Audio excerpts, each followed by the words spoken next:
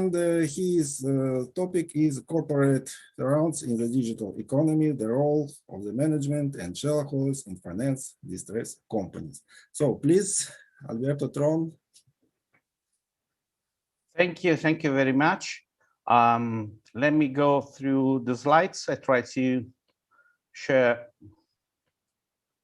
my screen. Let me know if it works. Is it okay? Yeah, it's okay. We can see. Thank you very much. First of all, let me thank very much the organizer of the 4th International Scientific and Practical Conference in Digital Economy and Finance for the kindness of inviting me as a keynote speaker. To introduce myself, I would like to start saying that I'm a corporate finance professor at the Bocconi University in Milan, Italy. And I currently lead, as you can see from this first slide, a team of researchers of 2 universities. One is the University of Naples, Unipartenope, and the second one is the Bocconi University, my university, that are involved in a study relating the corporate turnarounds and the role of the management and shareholders in financial distressed company in Italy. Let's say that financial economists, as you certainly know, have not reached a consensus on how financial distress affects corporate performance. Traditionally, the financial economics literature has portrayed financial distress as a costly event whose possibility is important in determining firms' optimal capital structure. Financial distress can be costly if a firm weakened condition induce an aggressive response by competitors seizing the opportunity to gain market share. Starting from this consideration, we fixed the research question that you will see in the next slide, the methodological approach, samples and models, quantitative analysis and robustness checks, results, and for sure, research limitations. These questions were: if the renewal of the CEO positively influences the turnaround outcome, and the replacement of shareholders positively influences the turnaround outcome.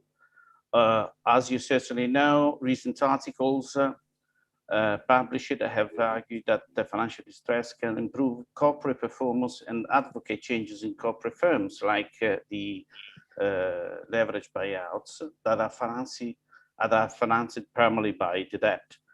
Therefore, the research we implemented had the aim to understand if the change of the CEO and the managers and the shareholders positively influence the turnaround outcome, and the preliminary results that you will see in my presentation could be helpful for managers and scholars in the current context where the COVID-19 strongly affects companies' performances, leading to a huge number of businesses in a state of crisis. The sample. That is the very first step of our research. Through the support of an Italian bank, we were able to examine a unique portfolio of unlike to pay UTP, as the UC capital requirement regulation is asking to define the almost to default companies. And we see the register of this national bank we are talking about the second national bank in Italy, and we sample more than 10,000 entities that were classified as UTP in 2016. We selected from the 10,000 entities, 70 companies that respected the following characteristics: were not listed, successfully completed a turnaround process at least 2 years before the study began. They were able to repay the bank loan and were considered by the bank in bonus in 2017. Secondly, still drawing from the same source, we highlighted companies that defaulted between 2014 and 2016 period, which allowed us to identify a sample of 76 companies. Then 76 companies and 72 companies, the 184 companies were collected by our sample, and we pull out the governance variables from CERVET, that is the first information technology company to handle Chamber of Commerce data kept in the official business register in Italy, and from the Bureau van Dix AIDA database. According to the research that has been designed, we created a dummy-dependent variables. These companies were coded as 0, and successfully restructured companies were coded 1. We have choose basically 3 variables. Dummy CEO changes. That is a dummy variable which is coded 1 if there was as a replacement of the CEO in the 7 years prior to the crisis. Sum of CEO changes that represent the number of changes of the CEOs in the 7 years prior to the crisis, and the dummy shareholder changes that was basically coded 1 if there was a change in the shareholders composition in the 7 years prior to the crisis.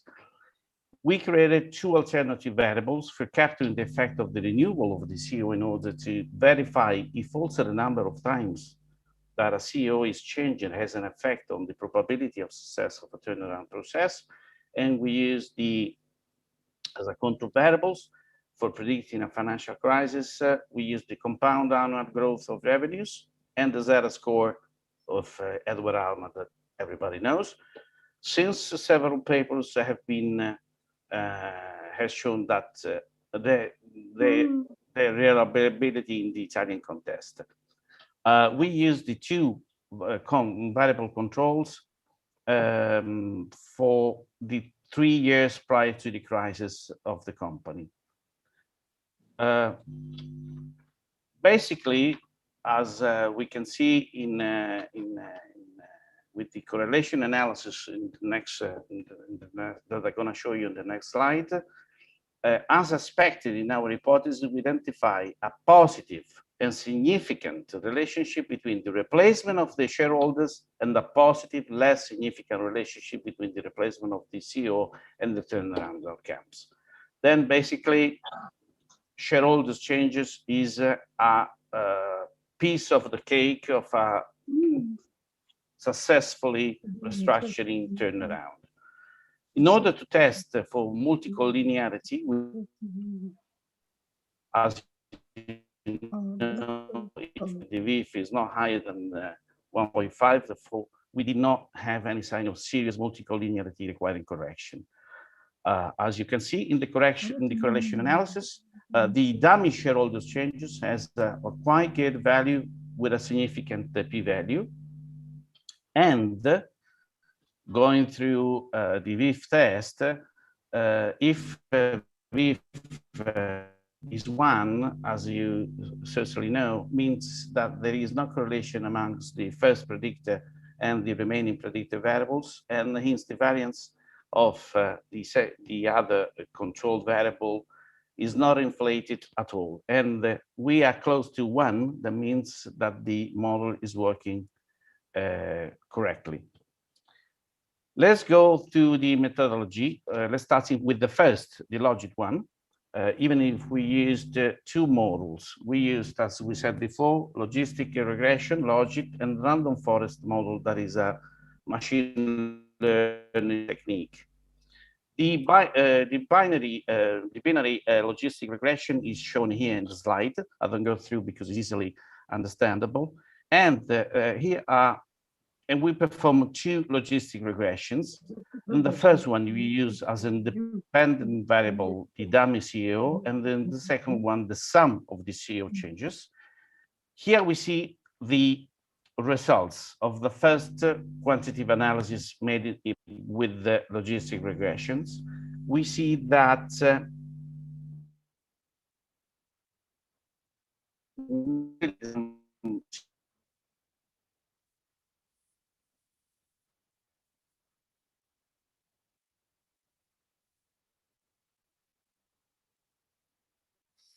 fact in the model.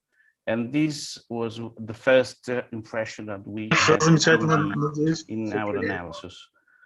Then the results of the logic model regressions that for a successful turnaround, a new ownership able to fund the future of the company is a necessary and prerequisite. Also,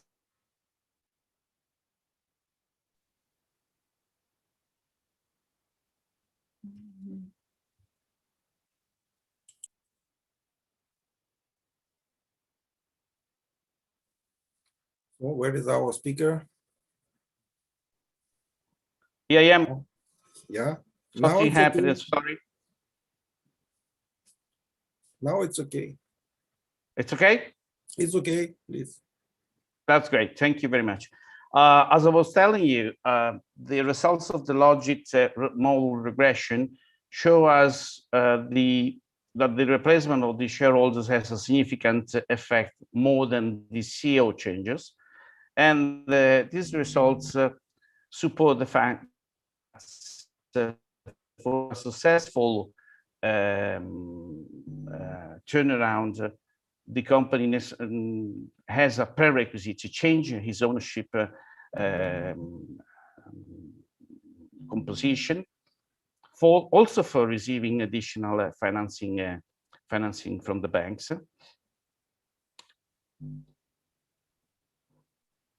Trying to go fast.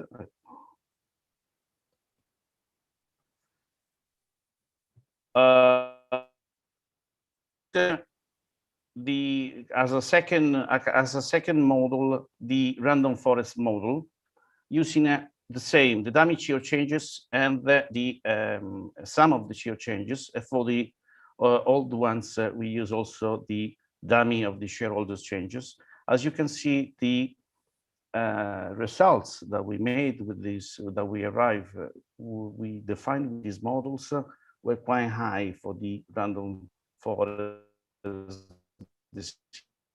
model,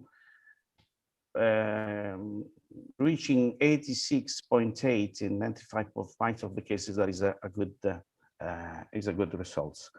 I just like to show you that random forests are frequently used as black box models in businesses, as they generate reasonable predictions across a wide range of data while requiring little configuration in packages. In this table, I would like to remark that the error rate is very low, because that means that the model is working correctly. Thanks to the ability of the random forest technique, using the 188 observation without missing data, we receive a quite high level of error score. And if we go through here the error model, you will see that the shareholders changes has a almost 0.9 level. The dummy CEO changes is quite low level, 0.5, 0.45. And the second model we used, we found again that the dummy shareholder changes was always about very high level, 0.9. And the CEO changes was a quite good level, 0.6. Is not the more impactant variable, but is a quite good level.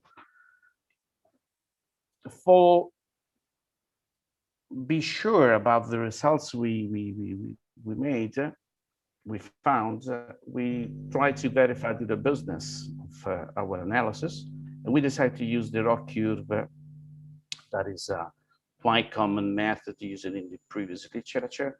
The ROC curve with plots the true positive rates relative to the false positive rate should have an area of 0.5 in case of random guess. Normally, ROC area higher than 0.8 signals. And as you can see, we add 4 models, 5, 6, 7, and 8, using the variables that we were using, and we can see that the drop curve for all the samples and the testing sample were always higher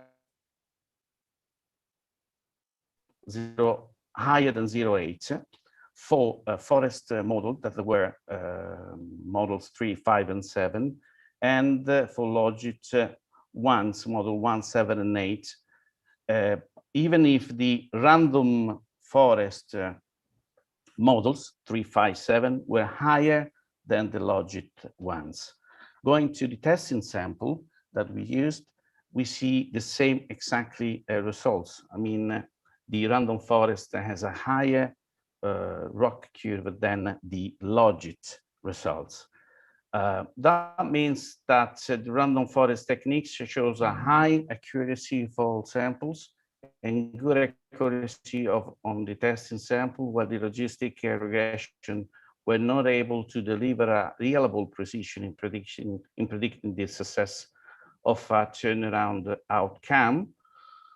In this framework, the rock curve is higher than those models that governance variables, specifically the dummy of shareholder changes, coming our previous, specifically also in this case, the relevant variable. This could be, it should be noted that maybe this could be to a consequence of the fact that in the Italian context, and the sample is, as you know, Italian, which is based mainly in family companies, maybe the CEO are still chosen among the family members, and therefore, also after a renewal, they are still an expression of the shareholder that causes the crisis. Then maybe it's not really the key success for the turnaround. However, both the results of the logit and the random forest techniques confirm that companies in Italy with a change in the composition of the shareholder has more probability to exit successfully from a turnaround. This is the final results we achieved. These results corroborate the thesis of the existing literature, and the aim of this research, going to the conclusions, was to show that governance variables and thus managers and shareholders have a relevant impact on the outcome of a restructuring process, especially in a selection of optimal restructuring method and solution. Using a set of UTP Italian companies, I said 148 observation, the logit and the random forest model confirmed that the change of the ownership has a significant and positive effect on the probability of success of a turnaround process, while the renewal of the CEO seems not to have a real significant impact. The situation seems to be direct consequence of the fact that the change in the composition of the shareholders always involve a new board and then new professional skills. Otherwise, the renewal of the CEO composition could be partial and illusory and does not necessarily bring a new intellectual capital to the firm, as shown by the review error-wise of the random forest model. In conclusion, these results can be useful and helpful for managers and practitioners in the current context, which involve the pandemic and strongly affects companies' performance, leading a huge number of business in a state of crisis. What are the scope limitation, the research limitation?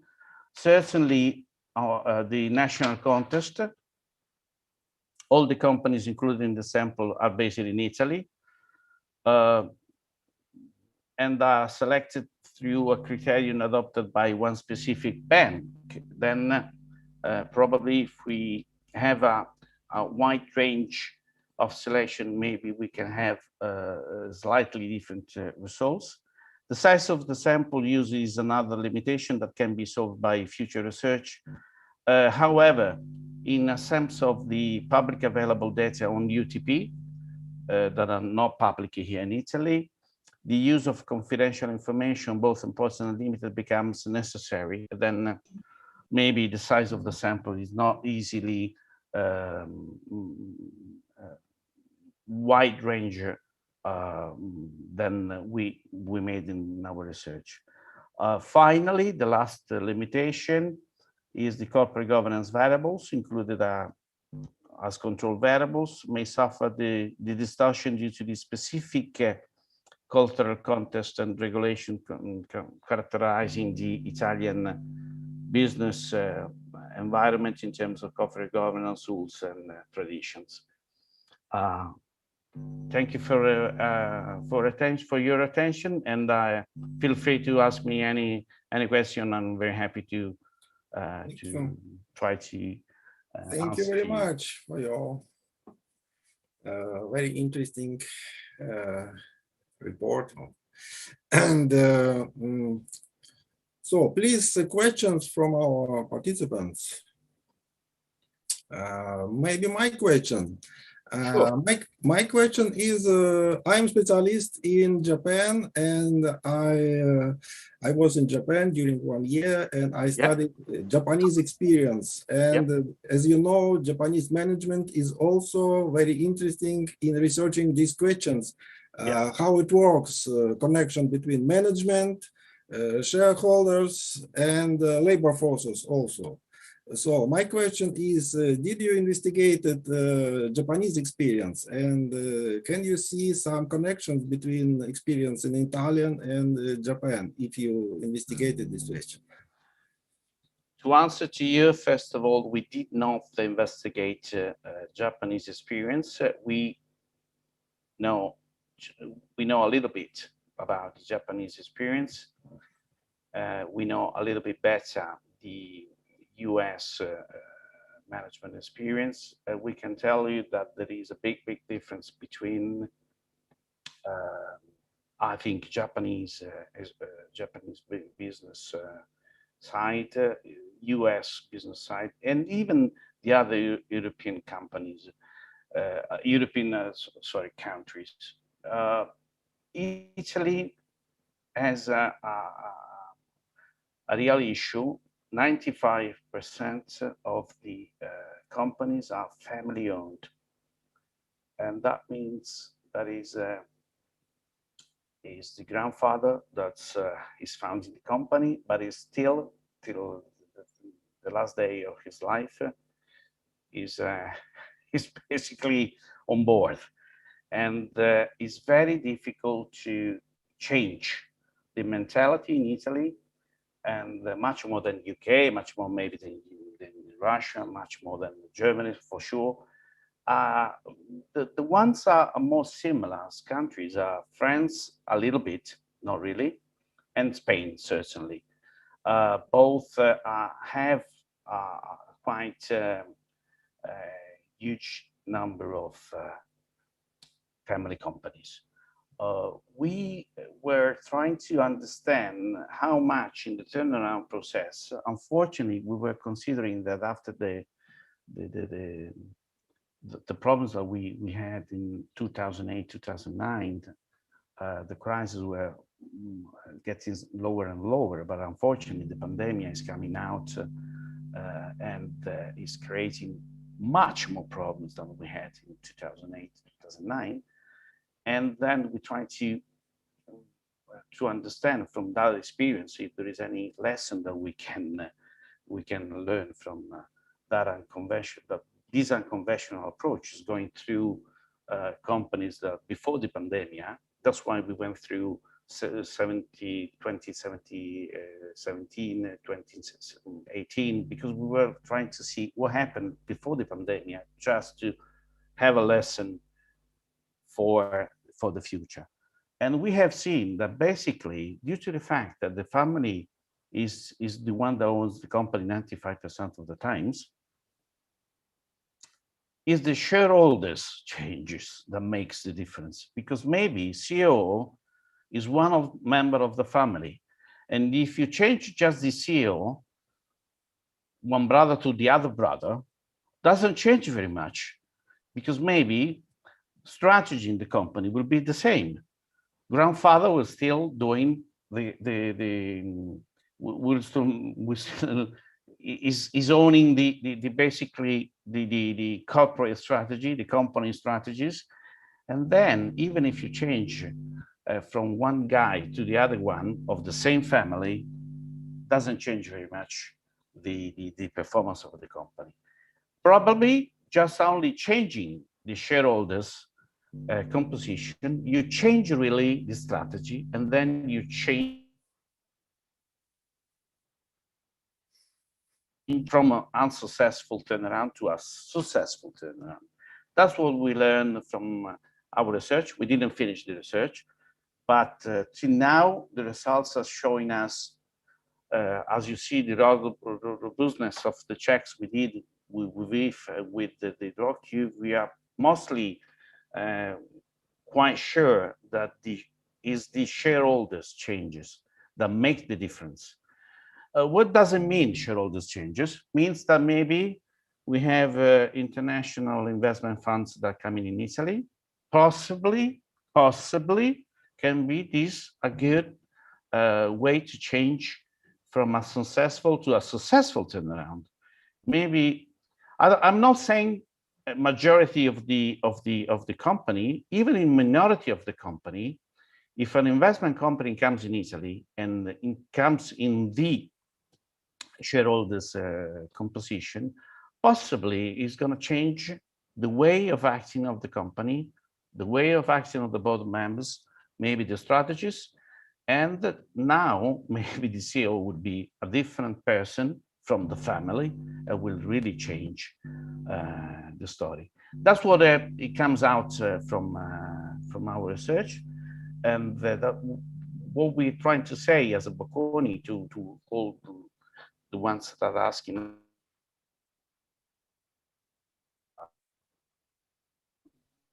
We think about it, Professor Dall'Occhio, that is my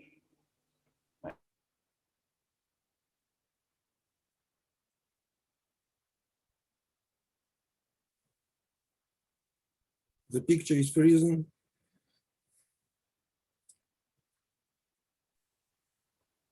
Now it's okay. Okay. Now we done. Basically, we are happy to see investment firms, investment companies that are coming in Italy and in a cherry picking way.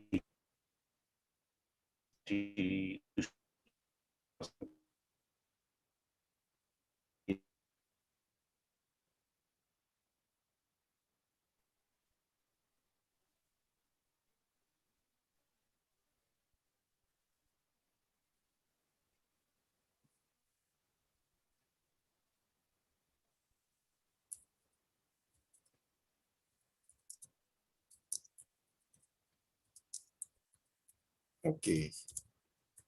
It was some reason. And please send other questions from our participants to our speaker.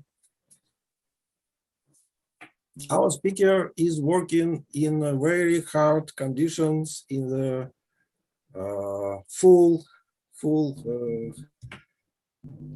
lockdown in Italy.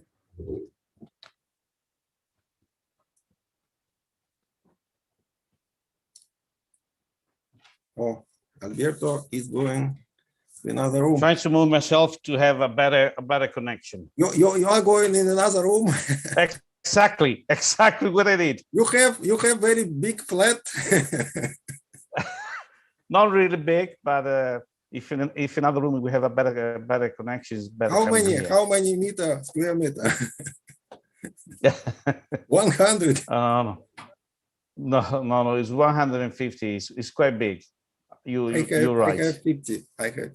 You catch me.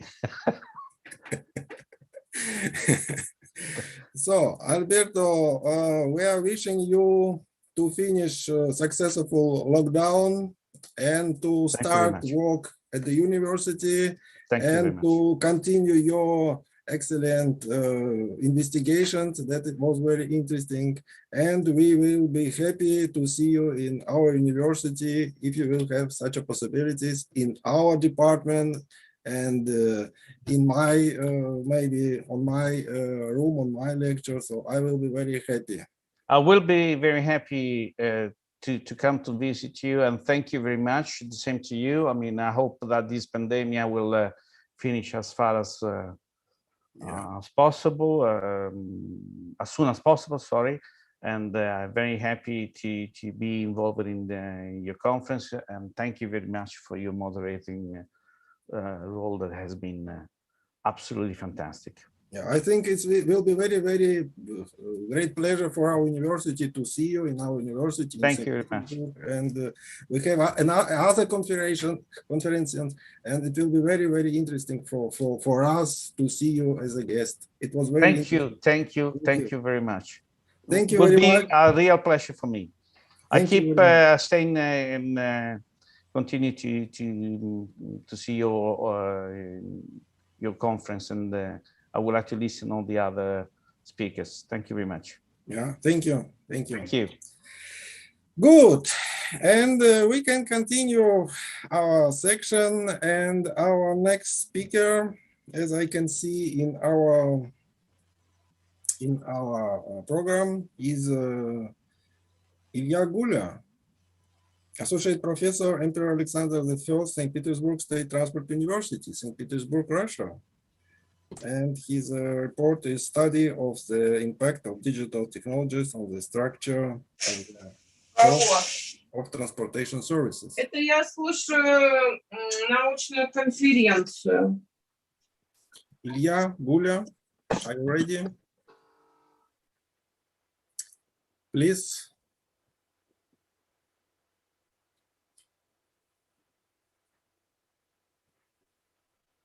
So, Ilya,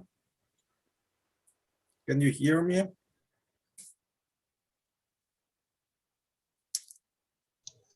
Dear colleagues, yeah, please. Good afternoon. Please. My name is Ilya Guli. In Russian, it sounds Ilya Guli. And I represent the oldest engineering high institution in St. Petersburg, Emperor Alexander I, St. Petersburg State Transport University. I am the economist, and I would like to deliver you my speech.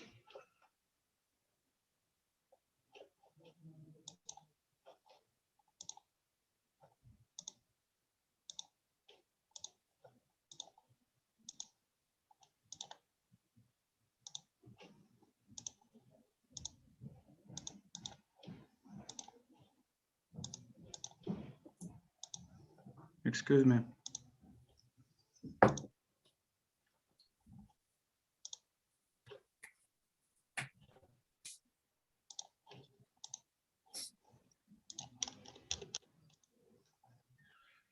Okay, we can see everything okay.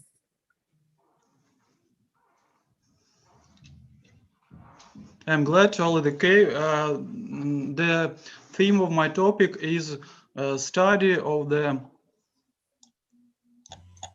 impact of digital technologies on the structure of the cost of transport services.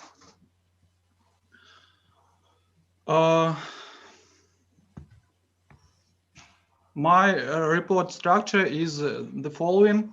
The first is the assessment of digital investments. Secondly, the assessment of the impact of digital investments on the change in the structure of the cost of transport services, transport tariffs. Third, this is what is relevant for the transport sector to assess the impact of investments in modern transport infrastructure based on the introduction of digital technologies on the growth of operational effects and the maintenance of interspecific competition of individual model of transport on different sections in different regions.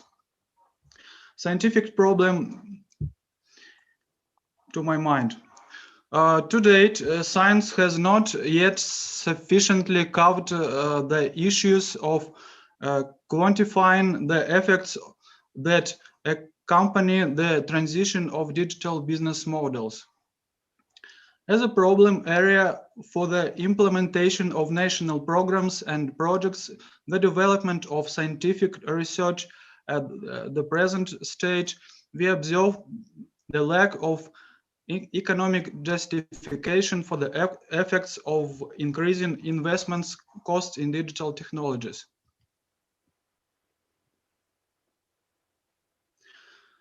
The digital economy is an economic structure or way of life in which data in digital form is a key factor of production in all spheres of social and economical activity. In this way, the structure of the cost and price of the transport tariff should be transformed in the direction of increasing those cost items that are associated with digital assets. Our office approach to assessing the relationship of investments in numbers with the economic parameters of transport companies' activities involves a retrospective analysis of the relationship between the growth of investments in numbers and changes in the relative performance indicators of individual organizations as well as industries and economic complexes. The dynamic of investment in digital technologies during the study period from 2005 to 2019 is characterized by the stable upward trajectory. In recent years,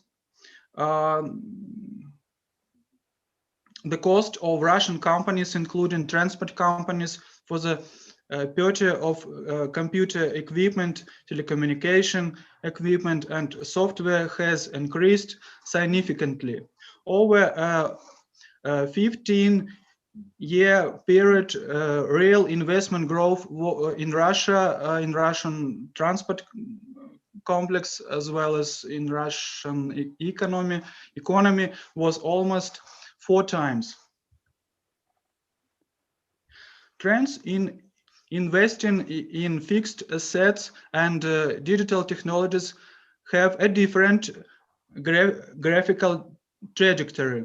For the selected period of the study from 2005 to 2019 years, the trajectory of investments in fixed assets has a highly appearance. The peak of investment fall on 2012-2013, then investment in fixed assets decreased, and then investment in fixed assets decreases. Investment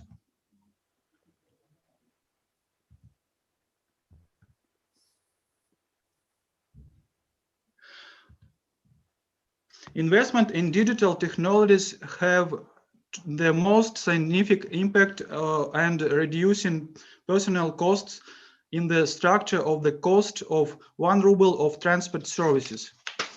In Russian transport as a whole, the linear correlation coefficient is minimum 89.1%. The minus sign indicates that the growth of investment leads to a reduction in labor costs. The next element of costs that are reduced as a result of investing in the figure is a cost of fuel and energy, the cost of materials. The correlation coefficient is also high, minus 68 and minus 76 both. Thus, we have identified the main trends in the transformation of the cost of transport services under the influence of digital investments. First, a significant reduction in the share of labor costs. Second, significant reduction in the share of material, fuel, and energy costs. Third, increase in the depreciation of intangible assets and depreciation of digital telecommunications equipment and devices. The main graphic trends in the transformation of the cost of transport services are shown on the next 3 slides. Transformation of cost structure for transport services. This slide means that we have increasing in the share of amortization of intangible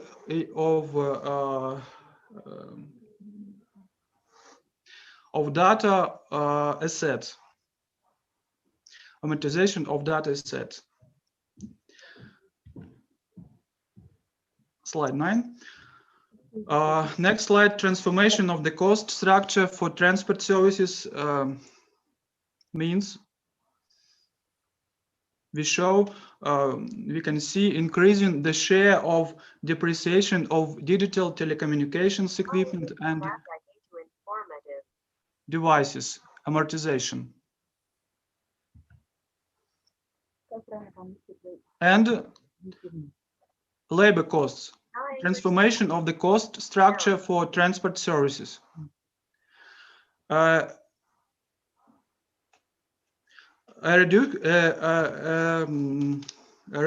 reduction of the share of labor costs, we can see decrease the share of the labor costs of the total cost of transport services percentage, we can see decreased. And our scientific approach scientific approach is to calculate operational effects on transport on the example of basic Russian transport companies, for example, Russian Rail company.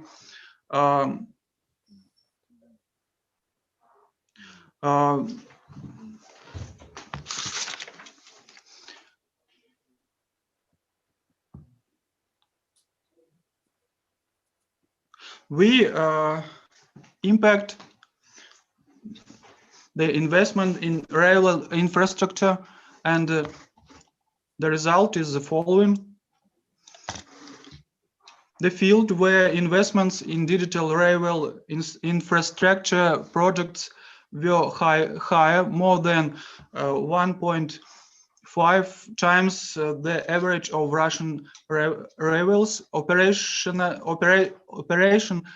Operating profit was significantly higher.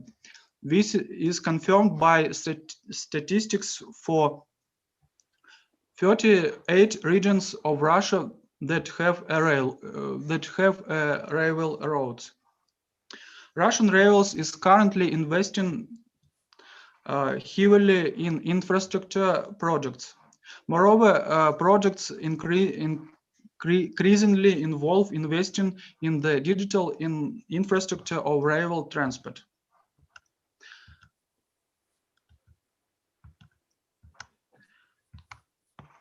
And for finishing, I would like to conclude. The main statistic indicators that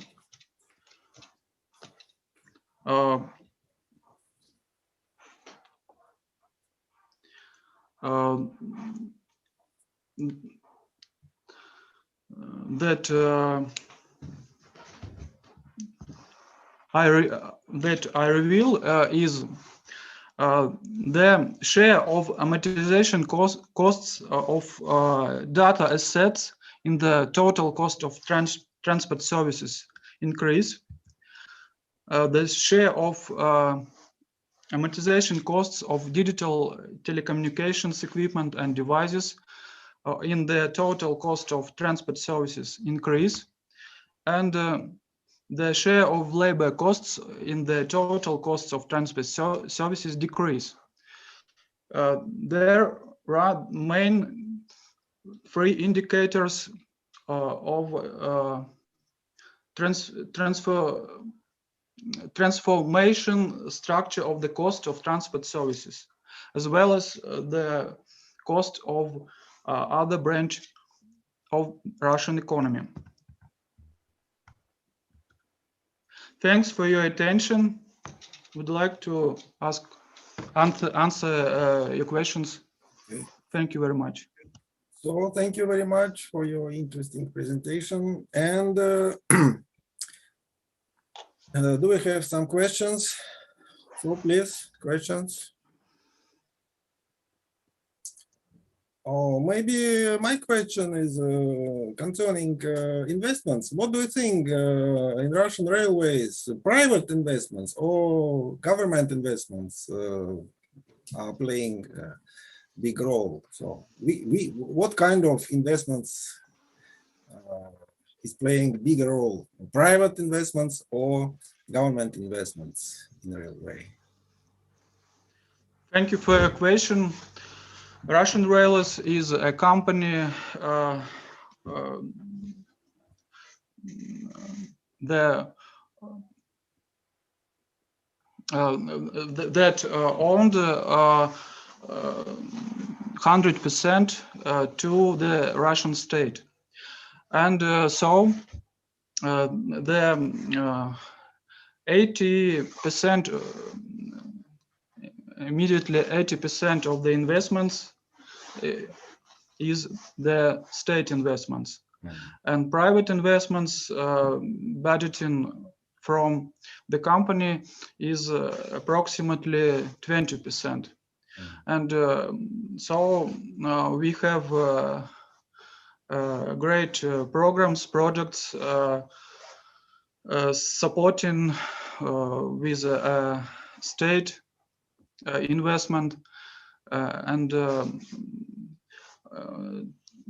we know that our president and government have national projects, digital transport infrastructure, for a period over 2024. You can find the information from these projects, national projects, that the traffic from China to Eastern Europe will increase up to 4 points. Containers traffic should increase up to 4 points, and the time of the transition time of cargo traffic will be decreased up to 7 days for a week. From China to Europe? Yes? Not from Japan, from coast to Europe, up to decrease up to 7 days. Now it is approximately 12-15 days, 18 days. So it will be great, but it is a plan. Is it a plan for which year? For year 2024 year. In 3 years. 3 years. And third field of the national products or national projects is to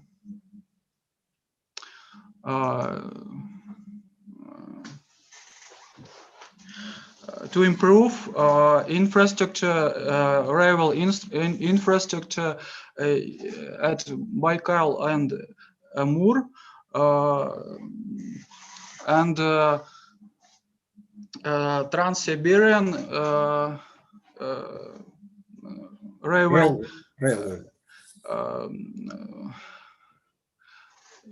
In any way, up to 2 points traffic. Maybe you can hear about locomotives working at gas. In Russian, it is called газотурбовоз. It's new. New transport service, new transport, and to improve infrastructure in Baikal and Amur and Trans-Siberian, more than 100 locomotives purchased by Russian railways. And I see. I answer your question. I see. Thank you very much. As I know, China is very interesting to have such a railway between China and Europe, because now all Chinese goods are delivered by sea in Europe, and this is all kind of goods. So computers, smartphones, cars. So everything from China is going to Europe, is going to Russia through the sea, and it takes about 1 month. 1 month road. By sea, 1 month approximately, I know, but low costs is to container traffic by the sea, but rail traffic is more fast. If Russian railways will hold the time 7 days, it will be great project. And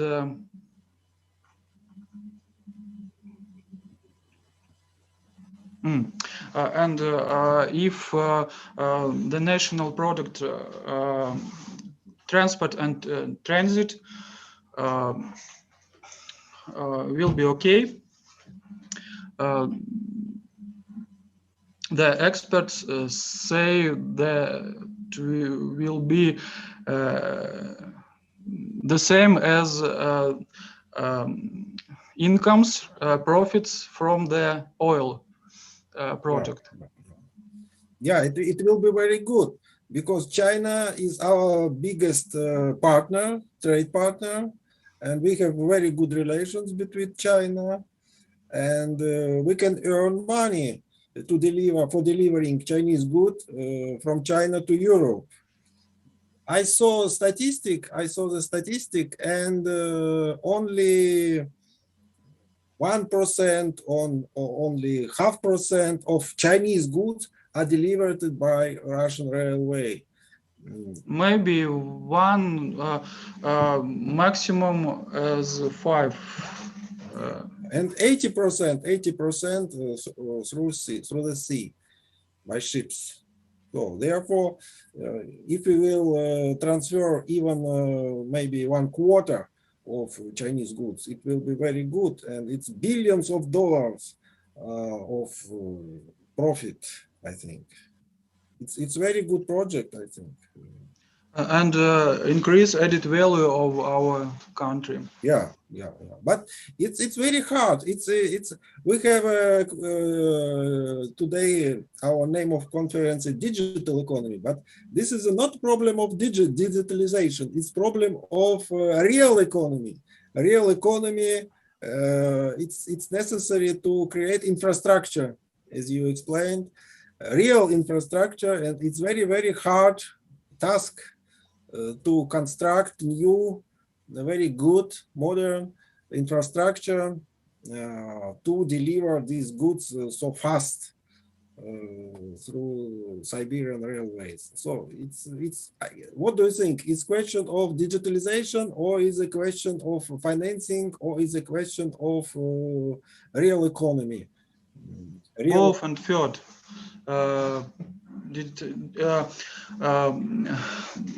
The result of my issue, of my speech and topic, the digital infrastructure of Russian railway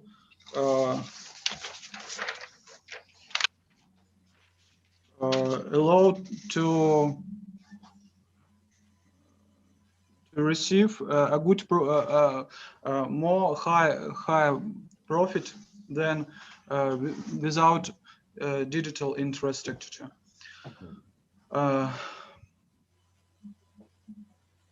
So it's a problem of financing. Yes, problem of financing. Not the key problem of financing. The budgeting is good, but the problem is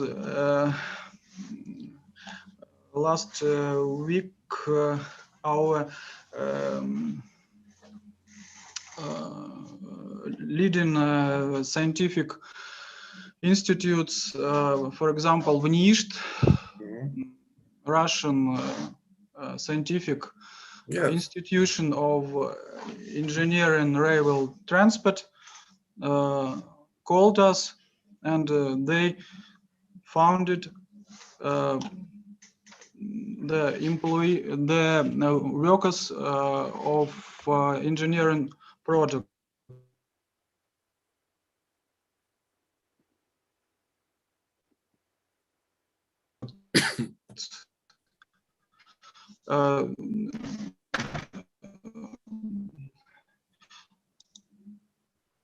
The financing is open. Focus employees of that can engineering projects are limited, very limited. I see. The financing is not a key problem, but labor. Not so many specialists. Qualified employees, to my mind, is a key problem now. So not so many specialists in this field. Yes. Very qualified, and they can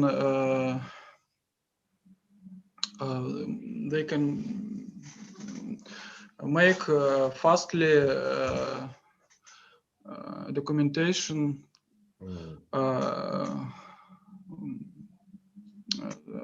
engineering documentation for these projects. On the high level, yes. Railway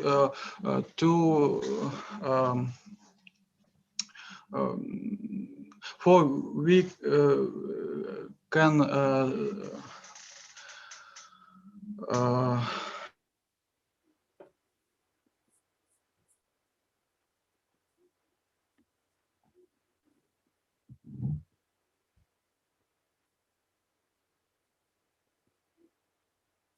freezing.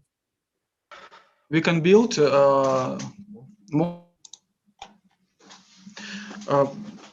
limited project engineering managers in our country.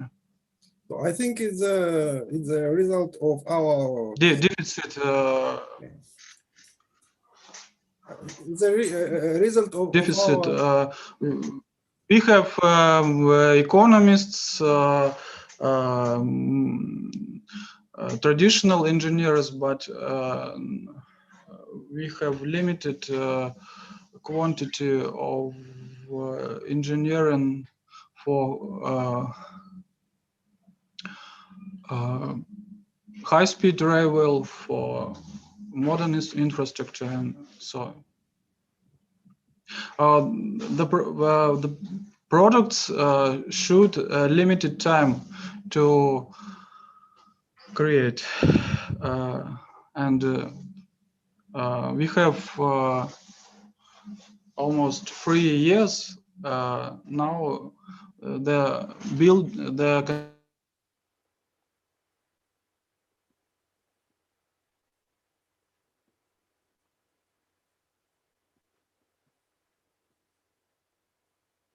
construction, the building of the ways I see. Should continue, and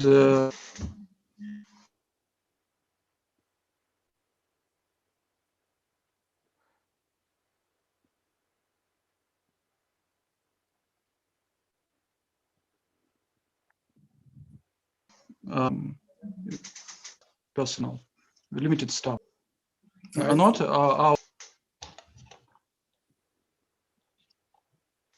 I see. Thank you very much. So very good. Thank you very much. It was very interesting presentation, and I think it's a very important topic. So we also, Thanks to you. We also will be very Thanks to glad colleagues. to see you on our next conference and meetings of our university. Of course. We are not. You are not in Italy. It is so my first. we are It's very my close. first. Maybe 1 kilometer between our universities, I think. So please come. Please come to us. 700 meters. Yes. So From very the river. close. Very close. Fontaine River. Yeah. Very Across close. Fontaine River. When I'm driving to my house, I'm driving and I can see your university. I'm living on Vasilevsky Island. So when I go, so Alberto Tron, you are very Thank you. long distance, and here is our colleague. It's 1 kilometer between our universities. We are Russian people, but we are also speaking English. I think it's very good because it's very good experience. Fantastic. Very nice picture. I see 700 meters. Good.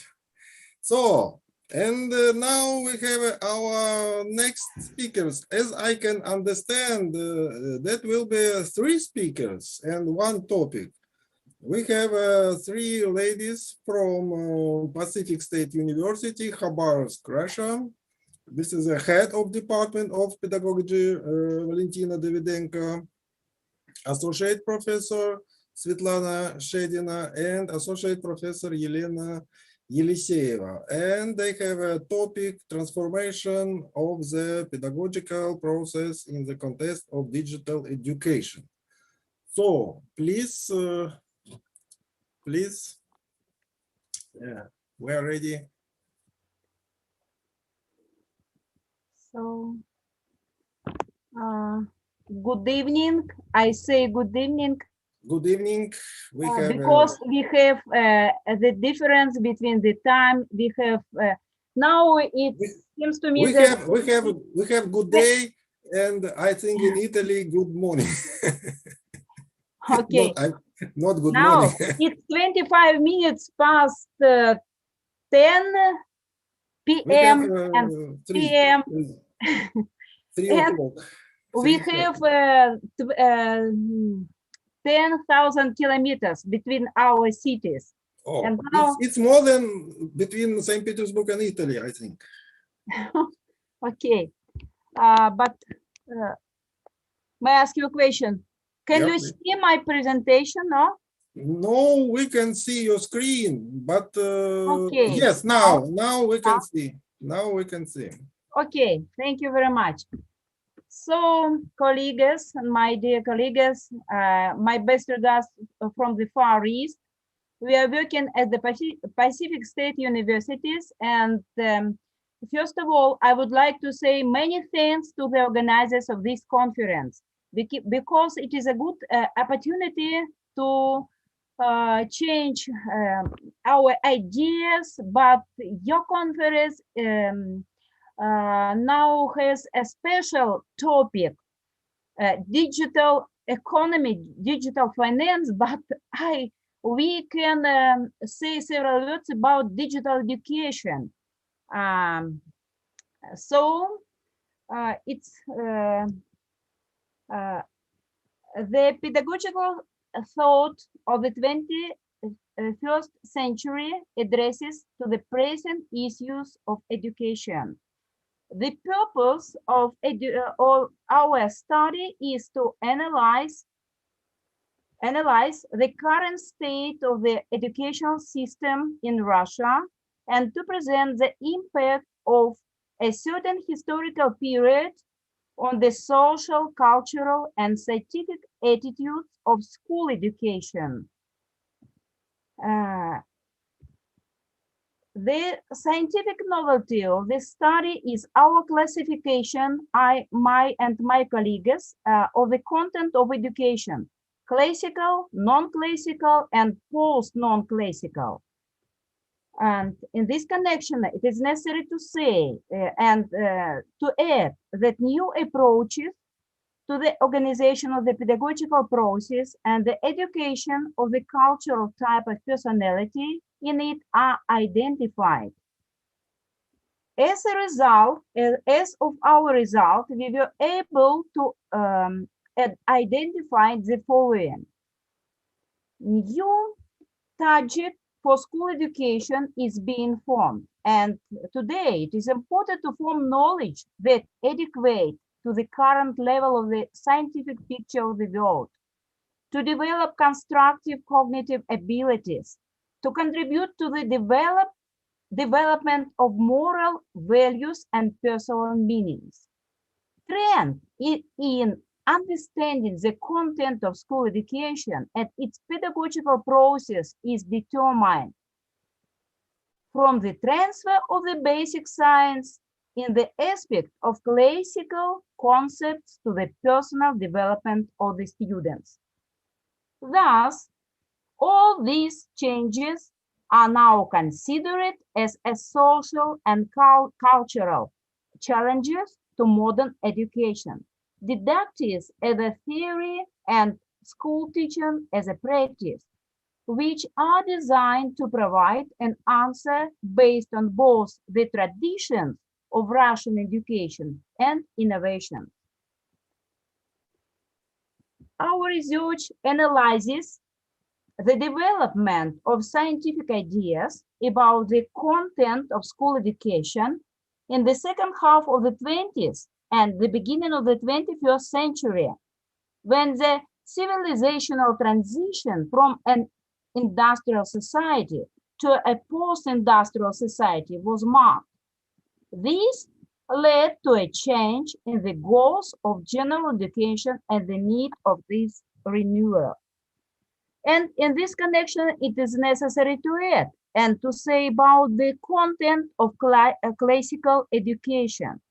Now look at this table and you see that the goal of school education was to transmit subject-organized knowledge from various fields of science for students.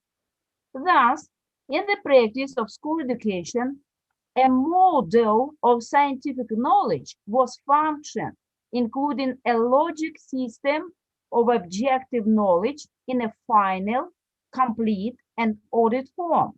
The main elements of scientific knowledge were facts, laws, and theories. Educational knowledge as a pedagogical category was included the known knowledge with science.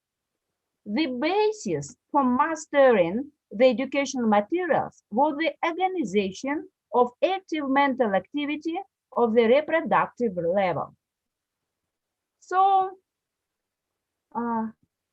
we can see that pedagogical side and its regularities are perception, comprehensive and understanding, memorization, consolidation, application, systematization of knowledge. Consequently, both knowledge was the students were objects. The teachers focused on the tasks of accumulating so-called ready-made knowledge and developing student memory. Thus, having analyzed the content of education from the standpoint of the classical type of scientific rationality, we can see the phase of stable development of society. And this analysis is presented in this table, in the table 1. So now I would like to speak about the next period and the next point of view, content of non-classical education. You know that in the 50s and 70s of the 20th century, the main attention of scientists was focused on solving the problem of activating the education process and searching for active methods and promote the development of independence and initiative. From the standpoint of non-classical rationality in didactics, corresponding to the phase of transitive development of society and education, school education was given a new value-oriented attitude. According to it, in the process of transferring knowledge about the surrounding reality to students, their creative and cognitive abilities should develop. This view of students supported and accepted the manifestation of the principles of his self-organization and self-regulation in the process of cognitive activity organized by the teacher. Thus, in the practice of school education, a new model of scientific knowledge began to act, which had the basic elements. They are facts, laws, theory. They taken as established structure and also included such structural elements of science as a problem and hypothesis as forms of the development of scientific knowledge. There is a new type of training, problem-based learning. So I stress problem-based learning based on the laws of dialectical logic and the psychology of thinking. The purpose of this type of training is to show students samples of problems and their solution in problem situations. The educational situation was characterized with the indirect presence of the students in the world of scientific knowledge. Educational knowledge included activities that corresponded to the logical and stages of scientific activity. Problem formulation, hypothesis development, and proof, and of course, proof tasting. The basis for the assimilation of educational knowledge was the organization of active mental activity of students in a productive active. It is necessary to add that it is very good that in the non-classical period of the development of science, the established image of scientific knowledge in school education is called epistemological by researchers because it involves the mastery of students in the base of cognitive activity. Thus, in the non-classical type of scientific rationality in pedagogy corresponded to the transitive phase of the development of society and of course education. The category of value appears and learning begins to be considered as a goal and value-oriented process. During this period, the importance of individualization and differentiation in learning increases. It must be recognized that at the personal level, the content of education didn't have a differentiated expression as evidence of the intellectual development of the students. And of course, through the report of Professor Alberto Tron, we can see the idea that COVID-19 strongly affects not only finance, not only economy, and of course, education. And in this connection, I would like to say now about the content of digital education.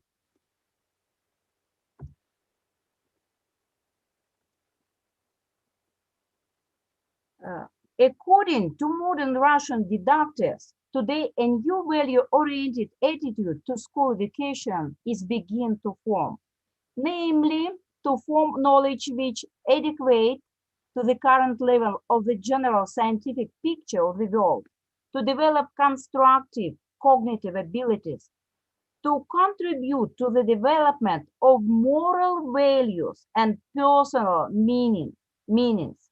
The main result of modern school education is the willingness and ability of the students to live in a changing, dynamic world and huge flows of information. At present, the amount of knowledge and culture significantly exceeds the possibility of transmitting it through the educational channel. And of course, the information coming from various sites, for example, mass media, internet, gadgets, scientific popular science, literature, and so on. And it leads to the fact that a person is not able to assimilate its growing volumes due to limited memory and physical capabilities. New approaches now are required. The main ideas are: students should be able to treat critically the information that they receive in the information field outside of school, of course, to distinguish scientific knowledge from pseudo-scientific. In addition, the methodological aspect of the learning process is strengthened because in order to acquire knowledge, you need to know the appropriate method. And the teacher can help, of course, can help. But in the process of learning, in the information society, the main mission of the teacher is to teach children to work with the information, to navigate in it, to seek and receive it, to solve the cognitive problems, to evaluate critically, use and create. The image of scientific knowledge can no longer reflect only the knowledge of the past in school education and the knowledge of the present. Problems identified by science, formulated hypotheses, and so on. And of course, this interaction is replaced by cross-action, which has the following characteristics.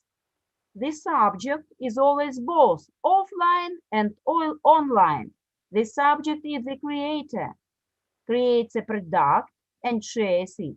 There is a constant discussion. Thus, in the space of cross-action, two opposite tendencies collide: open space and the restrictions imposed by the role performed. Teacher now is an instructor, a designer, an expert accompanying the learning process. Student is a learner, a consumer of knowledge, a constructor of knowledge, a creator, and of course an evaluator. And in this infosphere, the communication and information resources of the student's personality are expanding, helping to master the social environment successfully. Students create a modern reality of relations in the information space while acting as both the subject and the object of the created virtual reality. The modern digital world is not a single space and not a set of social and socio-technical systems. According to many scientists, it should be a space of cross-action. These spaces intersect through the interaction of people using digital technologies. Of course, a situation of high uncertainty and unpredictability. It is not enough to know and remember. It is necessary to understand and therefore to reveal, of course, the meaning of knowledge.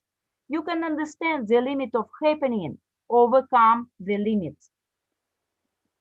This is a specific work with knowledge as an incomplete cultural form. Moreover, it is working with something that is not available yet. The student get the opportunity to get in touch with the horizons of science.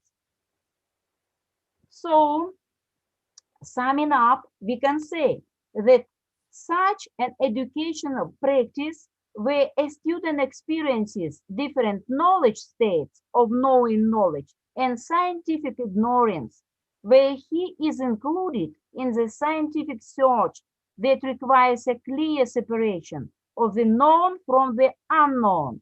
It could be a chance for the development of cognitive independence of school children and to reach a new level of education.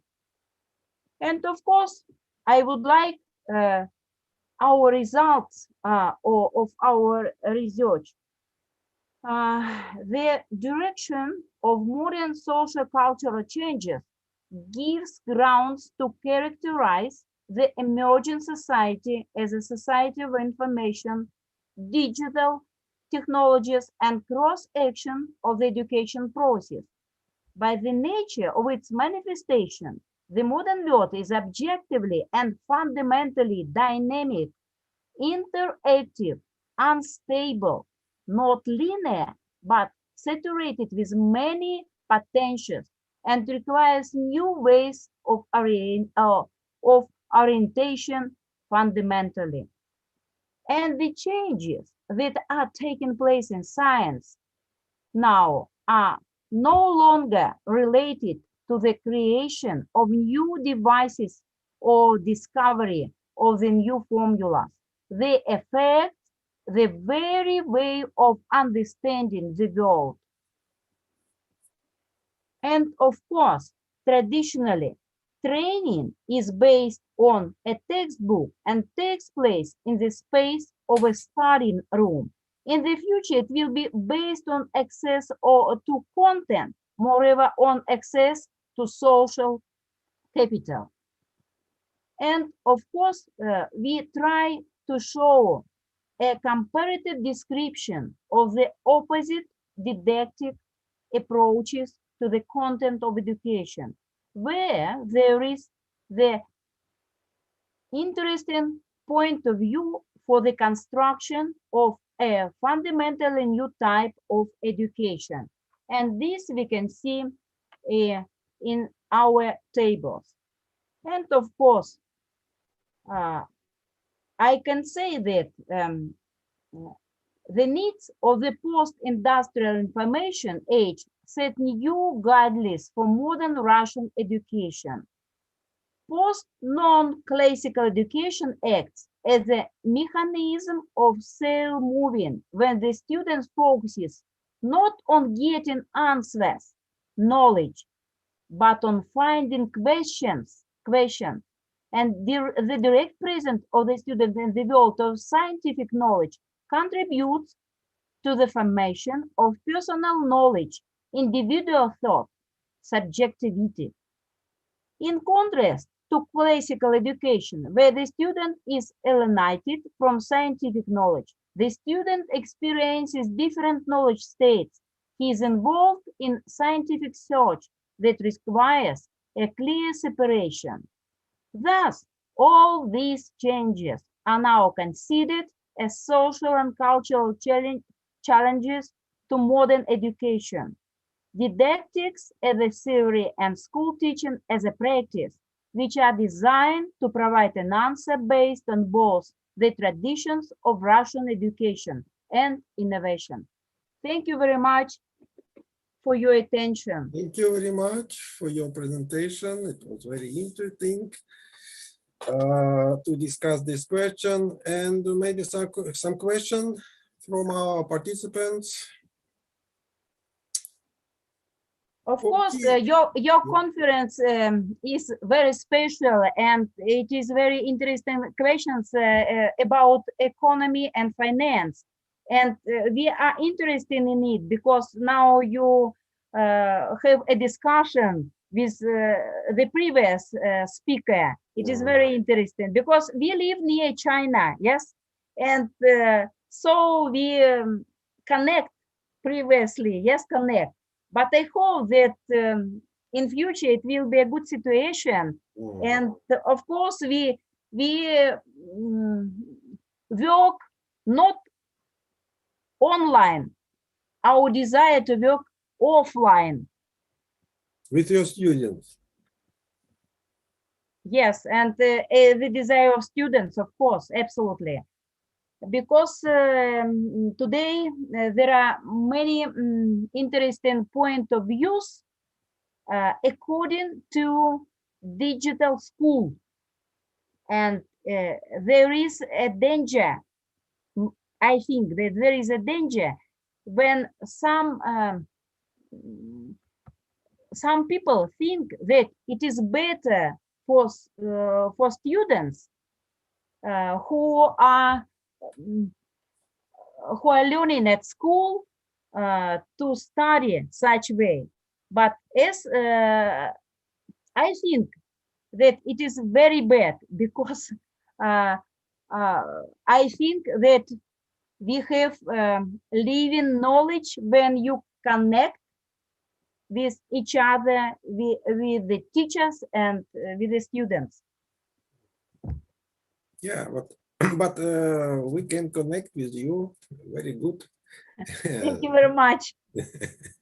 I would like to say you so much because it is a good opportunity, yes, to listen your interesting topics. Yeah. And I would like to ask you, do you know, did you visit some Chinese universities? China is near you. Did you visit, and maybe you can learn from Chinese system? Maybe something interesting is in Chinese educational system. But you know, as for our teachers, professors, yes, especially as for me, I have been in China many times at the university in Harbin, in Hebei, yes, and many universities. There is the system of education which similar to Russian education, because we are the neighbors, and of course, previously they came to our country, and they change our their ideas, and that is they have the similar system. But now we have no opportunity to go to China, you know, because their abroad is locked. Yeah. But we hope that maybe through several months we have got this chance to go. But at our university there are many Chinese students. They they don't go to China because it's a the border is locked. But what do you think about Chinese universities?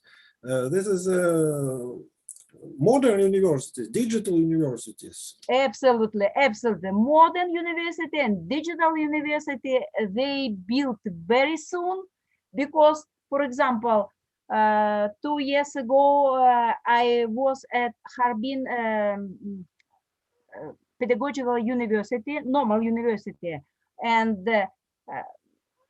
they have built, they had a very good building, some buildings, but some months later, they ruined and they built a new buildings, modern buildings with modern digital equipment, and the students and the professors are innovative, it seems to me. So, If you have an opportunity to go to the Far East, to Khabarovsk, please, you're welcome. thank you. And we go to, yes, to our friends to the university, and we'll see and we exchange our ideas. Thank you. No problem. Do you have the feel that the distance between Chinese universities and Russian universities, this distance is getting bigger? Chinese universities is What do you mean? What do you mean? In digital? Yes. I mean the level of yes. Unfortunately. Yes, unfortunately, but this is the truth. Yes, unfortunately. Because but I hope that maybe in Russia we are strengthening and we are growing and we will be more and more innovative and new. Because I can see only the figure in statistic, and I can see that in previous time Soviet Union was a big brother for China. China had a small economy and Soviet Union had a very big economy, and now Chinese economy 10 times bigger than Russian economy. So China is now big brother for us. Yes, absolutely. You are quite right. Absolutely. I agree with you. Unfortunately, I never was in China. I was in Japan, but China has, I think now at the same level like in Japan, I think. And therefore, of course, we should see on China, we should see on Japan and take something interesting from their experience to us. Of course, but sorry, 3 years ago, a professor from Japan, from Niigata University, came to our university, and he asked me to speak him about our good practice. They learn our practice, and he said to me that it is very interesting for them. But now we have not good system of education. Yes, and if your Chinese colleague will know that Russian Far East, very huge Russian Far East, only how many, 6 million people or 7 million people? Of course, it's nothing for this huge territory. In China, maybe 100 million people near this border of Russian border. So why people are going from Russian Far East to St. Petersburg to Moscow? Why? What do you think about it? It seems to me that a low level of life because the conditions are not well for people, and that is why many people go to St. Petersburg, to Moscow, to Crimea, yes, and to the south of our country. So it's a pity, but it seems to me that I heard that our president wrote some documents to stop living from the Far East. But I hope that it will be bad for people. It will be good for people in future. Did you hear that our president and our government they proclaimed 10 years ago a policy turn to the east, so pivot to the east. Yes. Did you hear something? And can you feel some changing in this or nothing? A little bit. Sorry, a little bit. Yes. Because it was very I good agree with you idea. that it is proclamation. Yeah, I agree with you. That was very good idea that we have bad relation with Europe. We don't have any perspective in Europe, and China is our biggest friend. So we should turn our policy from Europe to the East. But unfortunately, we have only gas pipeline, power of Siberia, and nothing more, as I can understand. Yeah. For example, we can see our TV programs. I don't see on government TV, on first, on second problem, no information concerning Khabarovsk, concerning Vladivostok, concerning China, concerning Japan, no information. I can see information about United States, a lot of, maybe Germany, yes. Yeah, but no information about China. But China is our biggest friend. Where is the China? I want to see these big universities, roads, and this economic miracle in China. It's very, very interesting for me, like economist. But it is not possible to see on TV, on governmental TV. And maybe our government hopes that you go yourself to China. Yes. Oh, yes, I agree with you absolutely. It's a pity, but it's very easy. It's very easy to do. You don't need a lot of money. Just show us, and we should take this experience from China. China is not United States. China is our biggest friend, so no problem. So please show us. And but no information about China, about Russian Far East also not very, very small information. About Khabarovsk, we saw only demonstration in Khabarovsk. We know that in Khabarovsk something wrong. But sorry, what is your attitude to the demonstration in Khabarovsk? We are supporting, of course, as you can see. We had also in St. Petersburg also a lot of demonstration, but I didn't participate, but many students, they participated, and no result, as you know. Very bad result for students and for people that participated in it. I think that now maybe it's not the time because we have coronavirus, and I'm very afraid of coronavirus, so I'm sitting at the home. And I was not in the university more than 1 year. Yes. And next week we will start in our university, in my group, offline lectures. Next week. Okay. Yes. So I have a vaccine, Sputnik. I heard that Sputnik is not a good. We have more better. No, we don't have no choice. And I have vaccinated, and everything okay with me. I was ill one day, in very light form. So I think it's normal, absolutely normal. One day. You're lucky because only 1 day. Yeah. And temperature was less than 38. So I think it's okay, and we don't have another choice, because otherwise I'm 50, and I have a risk. A lot of people 50-year-old will die because of this in St. Petersburg. St. Petersburg has a first place. Milan has first place in Europe in the first.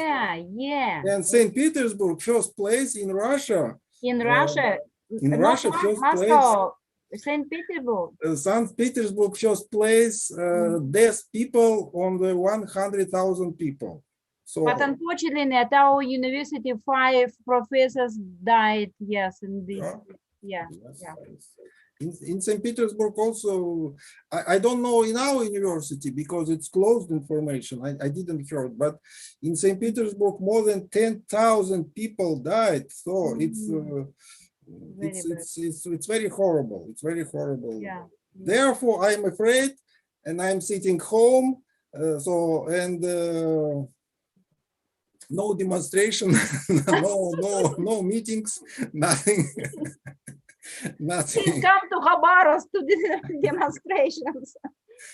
Yes. Therefore, we are afraid. We are afraid. Yeah. It's a joke, of course. Good. Thank you very much. Please come to our university. Did you visit our university? No. No, I don't. I didn't visit your university, but 2 years ago we were at economical university, economy university in St. Petersburg at the conference. I took part of the conference. A good time. It was a good time. We were at Moscow, at St. Petersburg, and then in Grozny. And after that, we came back to Moscow and then to Khabarovsk, and we were in half and 1 weeks. We took part in 3 conferences. A good time. Very good. Very good. Yes, very good. Because we won a grant, and that is why we have such opportunity. So if we will have no problem with coronavirus, so please come to us. I think St. Petersburg is very nice in summer, white nights. So it's very good White time. night, very, very good. Yeah. Thank you very much for your invitation. You I are told welcome. my colleagues, yes, and we. Yes, you are welcome. Yes. You are Yes. welcome. Please participate in our conference. Thank you. It was very interesting, and your experience concerning Chinese universities, it's also can be very experienced. Maybe we have an institute of international programs in our university. So maybe we will have some conference concerning Japan, China, Russian Far East. So please participate. Okay. Your experience. You was in China many times, and this experience is very, very good for us, I think. Thank you very much. I would like to ask you to write, yes, some conference letters, and we are very glad to take part in your conferences. Good. Thank you. Good. Thank you very much. Thank you very much. Bye. Goodbye. Goodbye. Okay, and who is our next speaker? Oh, it's all of our speakers. Do we have another speakers, or it's all for today?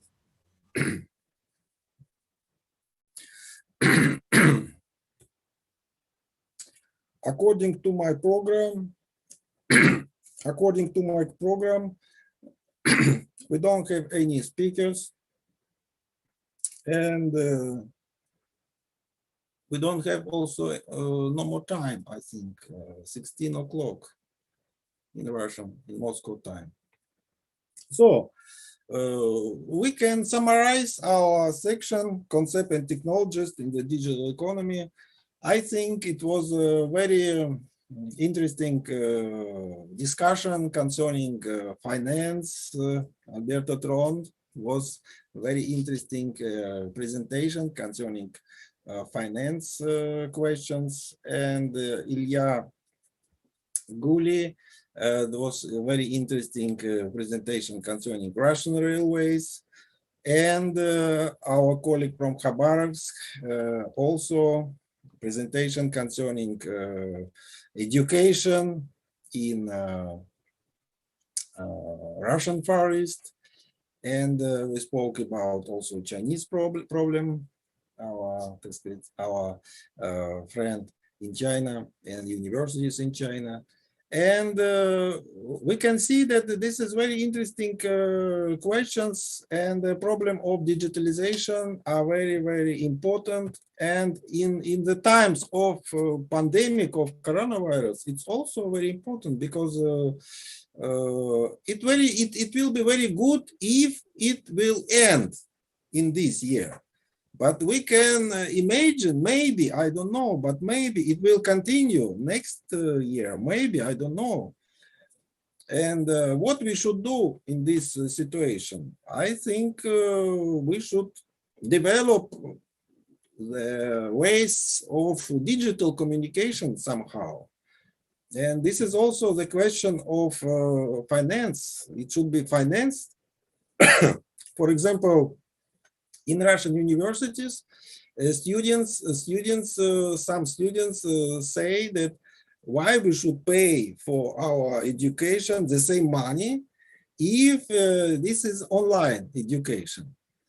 But our professors, they answered, but we receive the same money. Exactly. We should receive the same money. Alberto said that he received not the same money, yes, in this time. But my experience, I received much more in the previous year. Why? Because I received the possibility to work in many universities. Okay. In many universities, and I don't need to go to these universities. 2 hours in these universities, next 2 hours in that universities, and in Saturday, Moscow universities. Of course, it will be not every year. Now, for example, I have only one university. Yeah. But in previous semester, I have worked in 3 universities and 3 salaries. And that was very nice. Now only one universities. No, I hope something will change to better, because we have in Russia very small salaries, as you know, and it should be some regulated. I think it should be some regulated. And if I am like teacher, have a lecture via internet, of course, I think I should receive in principle the same money, because I'm spending time and I'm spending my forces. And my experience when I had a lecture via internet, I have a chart, and on the real lecture, I never have a chart, and all students are listening, and of course, no question, or it's not comfortable for students to give me some questions. Sometimes I have 300 students, and sometimes I cannot see the students because it's maybe 100 meter. And here I have a chart and questions. I can see the questions, and we can have discussions with students. And that was very nice lectures via internet, and I can see some students, and they can see me. So, and if I receive the same money, for me it was in principle good, because I don't need to spend the time to go to university, and it takes 1 hour for me, 1 hour, and the traffic in St. Petersburg is very hard. So I think like in Milan. So therefore some advantages we have, and some disadvantages also we have. So maybe it should be improved by some technologies, some digitalizations, maybe. And maybe, for example, for a colleague will be interesting to have lectures not only in your cities, but in other cities. And it will be possible to receive money also for these courses. For example, I think the lectures of Anthony will be very interesting in some Russian universities. Why not? Maybe it will be possible, and they Russian universities can pay for these lectures. But it's very hard to find some opportunities, and of course, maybe in the future, we will have something better system for teachers, and even in circumstances of pandemic and the circumstances of digital and working via internet, we can have good opportunities to earn money and to give information to our students, and maybe not only students, maybe this information will be interesting for some specialists in some companies. It also will be very interesting. So I think it's a question of the future, and maybe some companies can buy some courses or some consultations of specialists, of professors in some fields. Maybe it will be interesting. Why not? And the professors will have a possibilities to earn money for their knowledges. So this is the main question. We have a lot of knowledges in our head, and our problem to sell these knowledges and to receive some money for our lectures. So, and maybe digitalization will help us. I don't know, but in some cases it can help. But in all cases, it will be better if this pandemic will stop and we can freely go away and work and go to our universities, not be afraid that we will be ill. Our first speaker, unfortunately getting ill, and from Slovakia, I think, yes, from Hungary. And therefore, we don't have here our first speaker, yes. So, unfortunately, it's very bad, and I hope that this situation will end, and we will travel, and you will have possibility to come to St. Petersburg and to visit our university. So, I think it's all for today. If you have some questions or some proposals, so Alberto, nice picture behind you. Yeah, thank you very much for everything, and I have no questions, no proposal, and I'm your disposal if you for the next conference you will implement. I'm very happy to join you. And hopefully we will have a possibility to be free, and maybe you will have possibility to come to us. I think maybe it will be possible. Okay, thank you. Hopefully. Good. Thank you very much for your participation, and I hope our conference was very interesting, and